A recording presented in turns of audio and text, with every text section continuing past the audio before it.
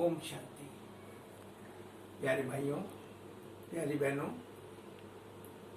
हर वर्ष जून के महीने में 21 तारीख को अंतर्राष्ट्रीय योग दिवस मनाया जाता है और मुझे इस बात का गर्व है कि इस योग वर्ष की शुरुआत भारतवर्ष से ही हुई थी। वैसे भी भारतवर्ष का प्राचीन राजयोग बहुत मशहूर है, बहुत मशहूर है प्राचीन राजयोग भारतवर्ष का।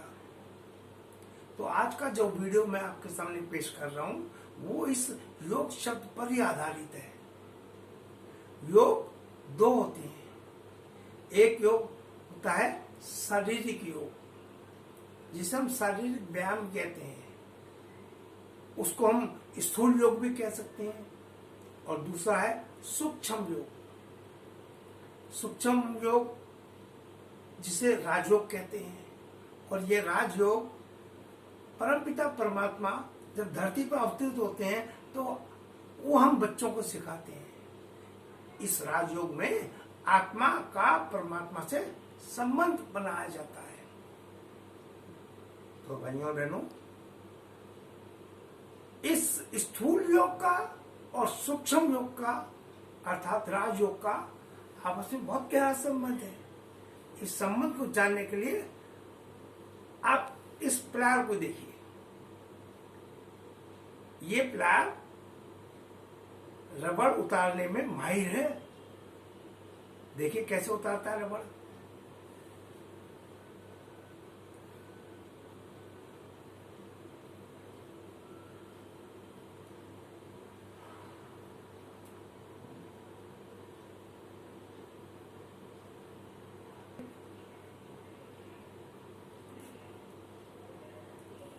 ये देखिए रबड़ उतार दी ना।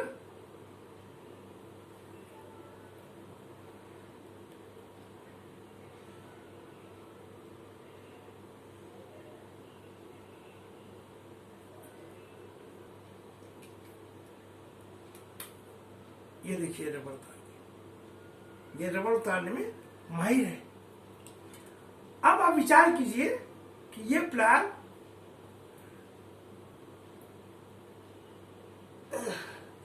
खुले ना तो क्या रबड़ उतार सकता है? ठीक यही बात हमारे साथ होती है कि हमें राजयोग तो करना आता है, राजयोग में तो माहिर है, निपुण है, लेकिन ये शरीर साथ नहीं देता।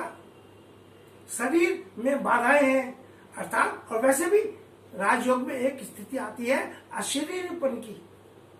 उस अशरीरीपन के लिए हमारे शरीर का फिट होना बहुत जरूरी है और उसके फिट करने के लिए हमें शारीरिक व्यायाम जरूरी है, बहुत जरूरी है। बिना शारीरिक व्यायाम से हमें राजयोग में बहुत सी बाधाएं आती हैं। तो ये तो हो गया स्थूल योग। दूसरा है सूक्ष्म योग, राजयोग। जैसा कि हम सब जानते हैं कि हमारे 4 विषय हैं, 4 सब्जेक्ट हैं: ज्ञान, योग, धारणा, सेवा। इसको समझने के लिए मैं आपके आगे एक रसगुल्ले की 4 अवस्थाएं रखता हूं। फिर देखिए, पहली अवस्था ये कच्चा रसगुल्ला। दूसरा ये सिका हुआ रसगुल्ला। तीसरा ये रसगुल्ला जो रस पी रहा है। और चौथा रसगुल्ला जिसमें रस भर गया अर्थात तैयार रसगुल्ला। तो इसको हम कह सकते हैं ये है ज्ञानितु आत्मा, ये है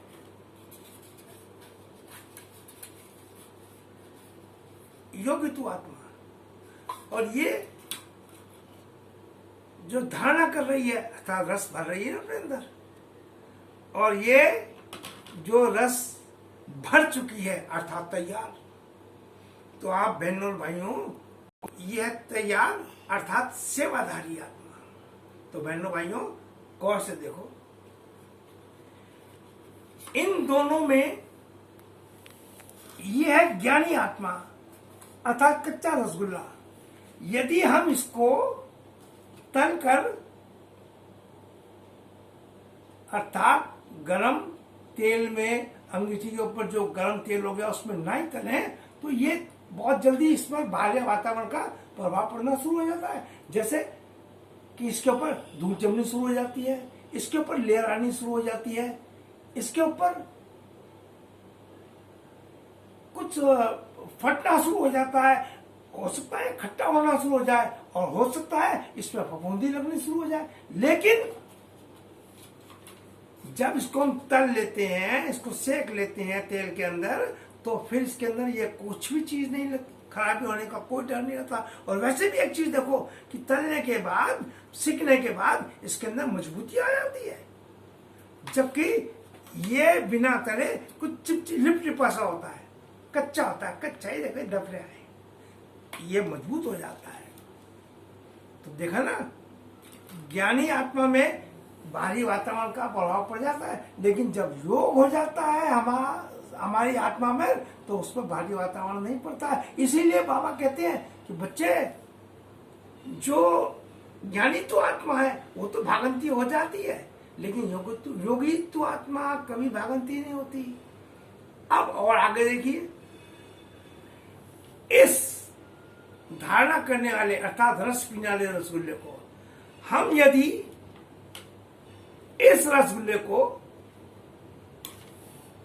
इस धारणा करने वाले रसगुल्ले के अंदर, मतलब चाशनी के अंदर डाल दें, तो क्या ये चाशनी पी लेगा? नहीं पिएगा।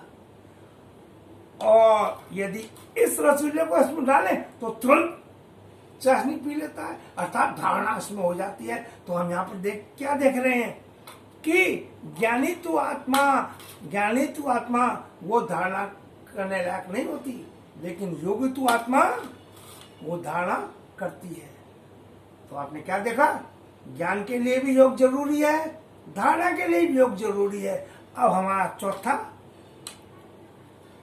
ये तैयार रसगुल्ला भी जब हो, यदि मान लो आप इस रसगुल्ले को सेवा के लिए डाल दें इसमें, तो क्या ये सेवा कर सकता है? नहीं। इसके सेवा करने के लिए भी इसको योग के अवस्था से गुजरना पड़ेगा, अर्थात सेवाधारी आत्मा जो है उसको भी योग की अवस्था से गुजरना पड़ेगा, क्योंकि जब उसका योग होगा जब ही तो वो धारणा होगी, और धारणा के बिना सेवा नहीं होगी। वैसे भी आज से 4-5 दिन पहले बाबा ने अपनी मुरली में कहा था कि बच्चे, जो ज्ञान सुनाने वाली है वो रसीली होनी चाहिए, रसीली। तो भाइयों और बहनों, एक बात बताओ, क्या ये आत्मा, ज्ञानी तो आत्मा रसीली बन सकती है? नहीं। हाँ, ये योगी तो आत्मा रसीली बन सकती है। तो देखा ना आपने योग की महत्ता। योग ज्ञानी के लिए भी जरूरी है, धारणा करने वाले के लिए भी जरूरी है, और जो सेवाधारी आत्मा है उसके लिए भी जरूरी है। अब एक और अवस्था आपको अंत में बताता हूं। आप इन 2 रसगुल्लों को देखो, ये दोनों रसगुल्ले चारों अवस्था से होकर गुजरे हैं। ये दोनों रसगुल्ले चारों अवस्था से गुजरे हैं, लेकिन इस रसगुल्ले ने क्या किया? इस रसगुल्ले ने जो भौतिक साधन है उनका सुख भोगना शुरू कर दिया। जैसे ये देखो, ये भौतिक सुख भोग रहा है ना, कि इसको आराम प्रस्त भोगे ना, ये देखो, ये कैसा। दूसरा, ये इसको एसी में रहने की आदत पड़ गई, इसको एसी में रखता है ना नीचे। तीसरा, ये शान और शौकत का भूखा। शान और शौकत की इसको जरूरत है, इसको मान सम्मान की जरूरत है। देखो देखो, बाबा कहता है बच्चे ऐसा रसगुल्ला नहीं बनो, ये भौतिक साधनों का उपयोग करो, लेकिन इनको सुख का आधार मत बनाओ। इसके विपरीत